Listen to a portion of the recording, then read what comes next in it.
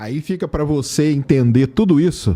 Existe uma música que conta tudo isso. Fear of the Dark. Fear of the Dark, pode crer. Tudo que ele fala ali, você pode ver. Ele fala, né, nos versos lá, se você ler as estrofes, quem nunca pensou, né, que você tava sozinho em casa e pensou que tinha alguma coisa? Quem nunca ouviu um barulho pensando que era... Porque isso, cara, é a mente do ser humano. A nossa mente, ela é carregada de referências, informações, que às vezes você vê uma sombra, você fala, caramba, cara, que sombra que aquilo é um bicho, entendeu? Não é nada, cara. Quem nunca esteve em casa sozinho, absolutamente sozinho, tá aqui no computador, daí ouve um barulho na porta, e aí você... É você, Satanás? Aí você ouve uma voz. Eu não. É um gato. Pô, você que tem bicho em casa, então deve ouvir. Cara, uma das coisas mais todo mundo, preste atenção aí, você, se você ficar acordado de madrugada, você ficar quietinho, você vai começar a ouvir os estalos na sua casa. É. O que é isso? Cara, ficou mais frio? A geladeira começa a se, né? O material da geladeira começa a instalar. Expandir. Outra coisa começa a instalar. É simples. Então me explica assim, o seguinte fato. Fato, porque assim, ninguém me contou, não. Aconteceu comigo e eu não tava maluco. Que no dia seguinte eu fui conferir e tinha dado merda mesmo. Vamos lá. Estava eu. Já manja essa história. Eu tava deitado, era uma sexta-feira. Eu dava aula. Não, era quinta-feira de noite. E eu dava aula. O único dia que eu não dava aula era sexta-feira. Eu dava aula de segunda a quinta e depois sábado. E domingo também não dava. Eu tinha chegado do trabalho. Tava todo mundo dormindo. Nessa época já tinha a Luísa. Era um bebezinho. Carol e a Mariana, todos dormindo. E eu tinha um projetorzinho. Eu botei meu projetorzinho e fui assistir o filme A Invocação do Mal. Mas aí tá pronto, né, cara? Aí. Você já falou o que aconteceu. Mas tudo bem, vai lá, continua. Estava assistindo A Invocação do Mal. Aí, eu tava deitado pro projetor funcionar na moral, tava a luz apagada, a cortina fechada, mas a luz da varanda tava acesa. Certo. E aí eu tô assistindo o filme lá, né? Aí tem uma hora que a Lorraine, ela cai no porão. E ela tá ali desesperada, não sei o quê. E meio que o monstro do filme é uma bruxa. Que ela fez um pacto com o diabo, caralho, não sei o quê. E depois ela se mata enforcada numa árvore característica. Que inclusive tá no pôster do filme. Aí a Lorraine tá boladona, assim, procurando, não sei o quê. Aí só cai, assim, pum, como se fosse a moça enforcada, tá ligado? Ela tá olhando, aí ela consegue ver, sei lá, do joelho pra baixo. Cai aqui, assim, uma pessoa enforcada. Aí, nesse exato momento, a lâmpada da varanda explodiu. Nesse momento, eu nunca tinha visto aquilo. A lâmpada eu nunca vi de novo, inclusive, depois disso. A lâmpada, explodiu. A minha reação. Eu pausei o filme. Pausou só? Não, eu pausei, acendi todas as luzes da casa. Bebi uma água, fui lá ver qual que era da lâmpada. A lâmpada tinha explodido. E eu, caralho. Tô com cagaço. Aí botei um vídeo da galinha pintadinha pra poder dar uma baixada e levantar a vibe. Pra poder tirar aquilo da cabeça. 3 da madrugada, não, né? Cara, eu não sei, mas era de madrugada. Que dizem que é o horário do capeta. É o horário do capeta. Mas aí eu botei... Sério mesmo, juro. Botei uma música da galinha pintadinha pra dar uma levantada. Tomei uma água, não sei o quê. Depois que eu tava me sentindo mais tranquilo, daí eu continuei vendo o filme e não aconteceu mais nada. Mas é fato que aquela porra daquela lâmpada que eu nunca tinha visto antes, nunca vi depois, explodiu do nada. Com eu vendo Invocação do Mal, cara. E bem na hora que a moça... Bem na hora que o cão miúdo aparece. Que timing, hein? Que aparece Sete Pele, bem na hora. Cara, tem umas coisas que assim, que... Tu vai falar que é coincidência. Coincidência total. Cara, o universo convergiu. Que nem o surgimento da vida é coincidência. O universo convergiu pra esse momento no teu quarto pra estourar a lâmpada. Olha isso. Cara, mas tem umas coisas, cara, que não dá pra explicar, assim... Pelo menos de maneira fácil. E eu tô zoando vocês. Eu não espero uma explicação séria disso que eu acabei de falar, tá ligado? Eu quero acreditar. Tudo indica que foi apenas uma coincidência mesmo. Mas então, sempre fica aquela pulga, né? A probabilidade é sempre miúdo. Então, tinha um amigo que quando ele era criança, ele tinha um amigo imaginário. Né? Tinha um amigo imaginário que ficava conversando com ele, interagindo. Eu tenho um cagaço desse papo de amigo imaginário, irmão. Aí é do mal. Depois que ele cresceu, ficou com 5 anos, sei lá, ele parou de ver esse amigo imaginário. Aí passou os anos. Aliás, um abraço aí, Thiago. Aí passou os anos. Aí, depois de mais velha, a avó dele pegou lá um álbum de foto antigo e tal. E aí ela tava passando as fotos, mostrando pra ele. E ele parou numa foto assim e falou, nossa, quem é esse cara aqui? Aí a avó dele falou, esse aqui é teu bisavô. Aí ele começou a chorar. Porque ele falou, mano, esse é o cara que eu via quando era criança. Que interagia comigo. Esse meu amigo, quando ele tava contando isso pra mim, eu olhei pra cara dele e tava com o olho cheio de lágrima. Aí eu fiquei tipo, caraca. Aí eu não sei, cara, tipo... Como é que explica uma coisa dessa, né? Não sei. Aí o espiritismo tem explicação pra isso, né? Tem. Como é que o Serjão... Que ele teria uma certa mediunidade, né? Sim. O cara... E o Gordão Foguete, o que diria? Não, o Gordão Foguete o cara tava viajando. É uma dilatação do espaço-tempo. O Gordão Foguete ia falar, cara, você tá viajando. Imagina... Porra, pois é, esses espíritos, esses bagulho aí, eles dão molinho, mané. Que, porra, é só aparecer pro Gordão Foguete. Pronto. Ninguém quer aparecer pra mim, tá vendo só? E caramba, mano, o cara não tem descanso depois que morre. Tipo, tinha que ficar perambulando pela casa que ele viveu todo sempre. Não, ele não tava perambulando, ele tava ali com o bisneto dele. Isso é, que ele não chegou a conhecer, é verdade. Tava ali. Tá Pô, aí, meu tá bisneto, vendo? caralho, e o tempo passa diferente, irmão. Lembra da cápsula lá? Da cápsula alienígena. É verdade. O Igor gostou da cápsula. Mas... Não, eu queria que ela fosse o contrário. Entendi. Então, falam que a esquizofrenia, quando a pessoa é criança, é mais frequente. Aí depois as pessoas acabam parando de ter as crises de esquizofrenia, né? Quando a criança é mais comum. Então, tem pessoas que têm esses amigos imaginários e é já ou um indício, ou um sintoma de uma futura esquizofrenia ou uma esquizofrenia que vai sumir, né? Então, eu penso nisso, nessa explicação científica. Até para abdução, né? Tem muita abdução que a explicação é esquizofrenia ou alucinação. O cara tá... Por exemplo, aqui no Brasil, a cultura UFO ainda não é tão grande assim que nem é no México. No México, a galera acredita muito em alienígena. Então, tem gente que tem paralisia do sono. Você tá lá, aí você... Que deve ser assustador também. Eu tenho um cagaço de um dia ter essa porra. Você nunca... Cara, é horrível. Eu tive umas 2, 3 vezes. Ah, é? Porra. E... Como é que é? Descreve aí. Então, você tá na cama... E aí você acorda, mas você não consegue se mexer. Você tá com o corpo paralisado. Mas acorda hardcore mesmo? Acorda... Então, é como se fosse um meio termo entre estar acordado e estar sonhando. Então você tem ainda uma coisa meio lúdica na sala, no local que você tá. Você tá vendo o ambiente que você tá, você sabe que é teu quarto. Você tá de olho aberto. Isso. Só que ainda tem alguma coisa lúdica. Às vezes alguma alucinação que você tem. Então, e é sempre um bagulho bad vibes, no teu caso, por exemplo? As que eu tive foi tudo bad vibes, cara. Mas por conta das crenças que eu tinha. Como eu tinha uma crença religiosa, então eu via fantasma. Aí tem uma vez que eu tava lá, Nossa acordei, senhora. Fiquei paralisado na cama. cama. Se o que é real ou não. O importante é o que tá aqui. Mas isso é verdade. O que importa é o que tá dentro da sua cabeça. Isso aí é mesmo. Então, eu tava lá, acordei, olhei pra porta, tinha tipo um hobbit, um anão, um ser humano de estatura pequena. Um sete pele. Um sete pele.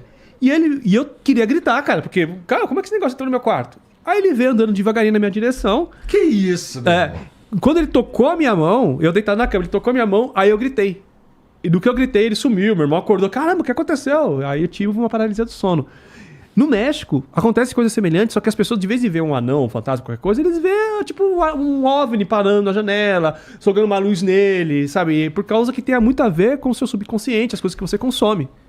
Entendeu? Então, muitos casos de abdução são explicados por episódios de esquizofrenia, de alucinação. Minha mãe, quando era menorzão, minha mãe contava a história de um... que... Eu não lembro exatamente se acontecia com ela ou se aconteceu com ela, mas ela me alertava pra assim, se eu podia acontecer de eu estar dormindo e acordar, não conseguir me mexer e ter um homem de chapéu. O homem de chapéu meio que me apertando, tá ligado? No peito, né? Apertando, fazendo pressão em cima de mim. E eu tinha uma chance de... Era uma lenda. Mas assim, se eu conseguisse tirar o chapéu dele, no outro dia eu receberia um prêmio. Ficaria rico, alguma parada assim, tá ligado? Que doideira. Olha só. Deve ter sido alguma coisa que foi passada da família dela, claro. assim, o caralho, lá do interior do Rio. Não, e é interessante você falar isso, verdade, porque ela veio da Paraíba. tem muito relato de homem de chapéu. Sabe, de cara no quarto, de chapéu, e a pessoa não consegue se mover. Que doido. Men in Black. Men in Black, né? A síndrome dos homens de preto, que a gente fala. Por isso que eu falo, mano, a mente humana é muito poderosa, cara. Então tem gente que se confunde, acha que viu uma coisa e não viu. A abdução tem umas histórias muito... Tem essa parte, mas tem umas histórias muito tristes em abdução, cara. Na meados da década de... Começo da década de 90 ali, era a hipnose regressiva, ela virou meio uma moda dentro da ufologia. Porque falava o seguinte, cara, se você viu alguma coisa e eu te levar pra fazer uma hipnose, tá tranquilo, cara, que você vai lembrar de tudo, tá beleza, então tá aqui, ó. Então ela começou a ganhar até uma certa credibilidade, não sei o quê. Eu cheguei a levar algumas pessoas pra fazer, entendeu? E o resultado é triste pra caramba, cara. Caramba. Porque, na verdade, a abdução, na verdade, cara, eram abusos. Abusos sexuais. Aí e de pai e tudo mais. Criava não, cara. Às vezes o pai falava. Isso foi revelado durante a hipnose. O pai falou assim... Ó, quem veio aqui te pegar foi o ET. Então você vai falar que sempre foi o ET. Caramba, que entrou no seu quarto e tal. Mas na verdade era o pai. Porque na hipnose a pessoa ficava assim, não, pai, pai, não sei o que, entendeu? Então, e depois, lendo vários relatos pelo mundo de abdução e desses lances que foram feitos com hipnose, muitos casos de abuso são descobertos através da pessoa quando ela fala que ela foi abduzida. Sabia? Existem características meio... Se você estudar vários, tem meio que um padrão de relato ali que o pessoal já identifica e fala, cara, essa pessoa aqui na verdade sofreu algum abuso quando era criança e foi colocada na cabeça dela para ela... Tipo que sua mãe falava, ó, vinha um homem de preto, tal, não sei o que, de chapéu. Falava, ó, quem teve aqui foi o ET e tal. E a pessoa ficava falando, repetindo, não, eu fui, o ET entrou, o ET me pegou, o ET não sei... E não era nada disso, cara.